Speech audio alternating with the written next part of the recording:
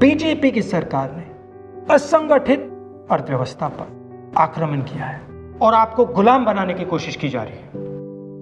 2008 में जबरदस्त आर्थिक तूफान आया, पूरी दुनिया में आया, अमेरिका में, जापान में, यूरोप में, चाइना में, सब जगह आया। अमेरिका के बैंक गिर गए, कंपनियां बंद हो गई, एक के बाद एक कंपनी की लाइन लग गई, बंद हो गई। यूरोप के बैंक गिरे, मगर हिंदुस्तान को कुछ नहीं हुआ। यूपीए की सरकार थी, प्रधानमंत्री जी के पास गया और मैंने उनसे पूछा, मनमोहन सिंह जी बताइए, पूरी दुनिया में आर्थिक नुकसान हुआ है, हिंदुस्तान को कोई असर नहीं हुआ, कारण क्या है? मनमोहन सिंह जी ने कहा, राहुल, अगर हिंदुस्तान की अर्थव्यवस्था को समझना चाहते हो तो यह समझना होगा कि हिंदुस्तान में दो अर्थव्यवस्थाएं हैं। पहली असंगठित अर्थव्यवस्था और दूसरी संगठित अर्थव्यवस्था। संगठित अर्थव्यवस्था में बड़ी कंपनियां, नाम आप जानते हो। असंगठित अर्थव्यवस्था में किसान, मजदूर, छोटे दुकानदार, मिडिल साइज कंपनीज। जिस दिन तक हिंदुस्तान का असंगठित सिस्टम मजबूत है, उस दिन तक हिंदुस्तान को कोई भी आर्थिक तूफान छू नहीं सकता। अब आज के दिन आते हैं। पिछले 6 साल से बीजेपी की सरकार ने असंगठित अर्थव्यवस्था पर आक्रमण किया है।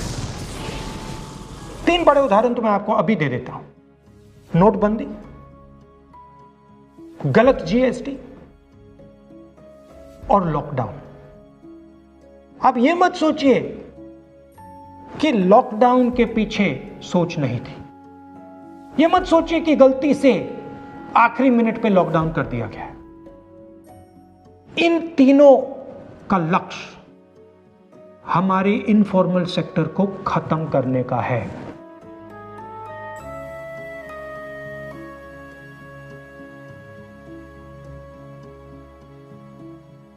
प्रधानमंत्री जी को अगर सरकार चलानी है, मीडिया की जरूरत है, मार्केटिंग की जरूरत है। मीडिया और मार्केटिंग 15-20 लोग करते हैं। इनफॉर्मल सेक्टर में पैसा है, लाखों करोड़ रुपए, जिसको ये लोग छू नहीं सकते।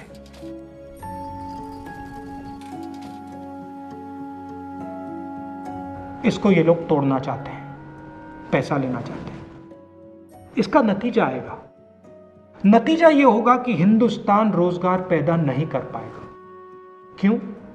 क्योंकि इनफॉर्मल सेक्टर 90% से ज्यादा रोजगार देता है।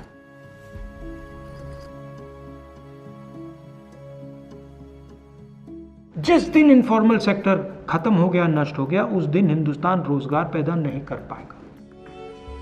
आप ही इस देश को चलाते हो, आप ही इस देश को आगे ले जाते हो, और आपके खिलाफ साजिश हो रही है। आपको ठगा जा रहा है और आपको गुलाम बनाने की कोशिश की जा रही है। हमें इस आक्रमण को पहचानना पड़ेगा और पूरे देश को मिलकर इसके खिलाफ लड़ना पड़ेगा।